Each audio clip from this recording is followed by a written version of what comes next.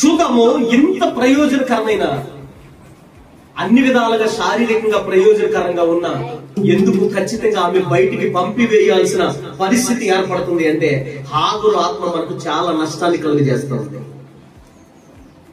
ఆత్మ సంబంధమైన ఈవులను అపేక్షించనివ్వకుండా, ఆత్మ సంబంధమైన మేలులను పొందుకోనివ్వకుండా, ఆత్మ సంబంధంగా మనం ఎదగనివ్వకుండా, ప్రార్థనా జీవితం లేకుండా హాగరు ఆత్మ మనల్ని హరిస్తూ ఉంటే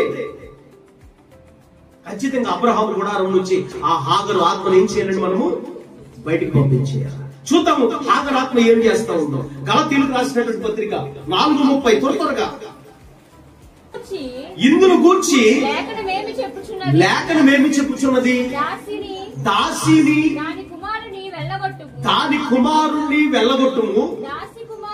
దాసి కుమారుడు స్వతంత్రురాలి కుమారుడితో, ఈ మాట అందరూ వినాలి, దాసి కుమారుడు లేదా దాసి స్వతంత్రురాలితోనూ స్వతంత్రురాలి కుమారుడితోనూ కలిసి వారసుడై ఉండకూడదు.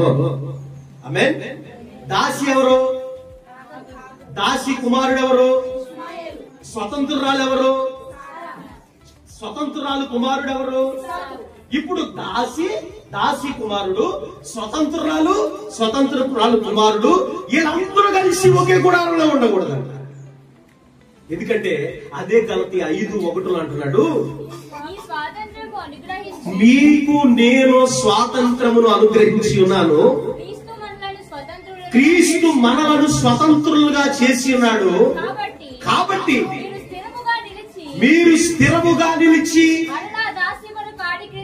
మరలా దాస్యమును కాడి కింద మీరు చిక్కుకొనకుండా ఉండు నిమిత్తమై దాసికి పుట్టిన వాడిని అబ్రహాము గుడారములో నుండి, స్వతంత్రముగా ఉన్న వారిలో నుండి, స్వాతంత్రము పొందిన వారిలో నుండి వారిని వెలివేయుడి.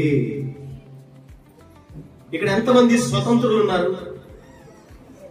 అయ్యా నేను స్వతంత్రుణ్ణి, నేను స్వతంత్రురాల్ని, నేను ఏ దాస్యపు కాడి కింద నేను కట్టబడి లేను, బంధించబడి లేను, నేను ఏ కాడి కింద నేను బంధించబడలేను, నాకు స్వతంత్రం ఉంది. మీరందరూ దాసీలే. మరి చేతులు ఎత్తరా? తిడితేను కానీ ఎత్తరేంట మా అమ్మలాగా.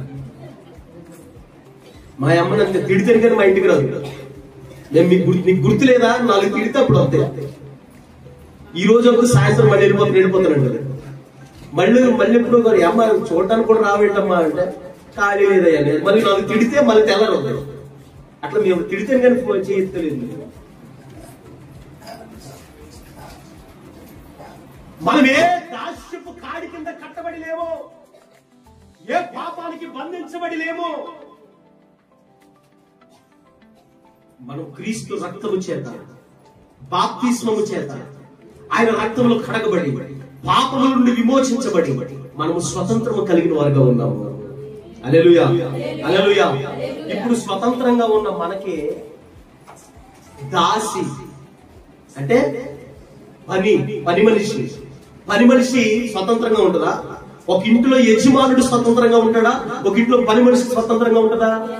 యజమానుడే స్వతంత్రం. నువ్వు నేను యజమానులము, యజమానుడి బిడ్డలం. మనకి స్వతంత్రం అనుగ్రహించబడింది. హాగరు దాసి, ఆమె కడుపును పుట్టినవాడు దాసి. వాళ్ళతో మనకి ఏం లేదండి, పొత్తు లేదు, వాళ్ళతో మనకి సంబంధం లేదు, వాళ్ళు మనం కలిసి ఉండలేము. ఒకే కత్తిలో 2 వారలు ఇవ్వడము. హల్లెలూయా. చెప్పండి. హాగరు ఆత్మ నిన్ను నన్ను దాస్యపు కిందకి నడిపించేటటువంటి ఆత్మ. అది అబ్రహాము గుడారంలో ఉండడానికి వీల్లేదు. ఏ దాస్యపాత్మ నిన్ను నడిపిస్తుంది? ఏ దాస్యపాత్మ నిన్ను బంధిస్తుంది? అవును కదా. దాస్యం అనేది అంటే బానిసత్వం. ఒక్కొక్కరు ఒక్కొక్క దానికి బానిసత్వం. అవునండి. ఒకడు ధనానికి బానిసత్వం, ఒకడు స్త్రీకి బానిసత్వం, ఒకడు పనికి మాలిన చూపులకి బానిసత్వం, ఒకడు పనికి మాలిన మాటలకి బానిసత్వం, ఒకడు పనికి మాలిన బూతులకి బానిసత్వం, ఒకడు పనికి మాలిన ప్రవర్తనకి బానిస, ఒకడు తాగుడుకు బానిస, ఒకడు దొంగతనానికి బానిస. అవును కదా. ఈ మనల్ని ఒక్కొక్కళ్ళే ఒక్కొక్క చోట బానిసలుగా బంధించేసేటటువంటి ఈ ఆత్మ దాసి ఆత్మ. ఆ దాసి ఆత్మ ఉండడానికి వీల్లేదు. అబ్రహాం కూడా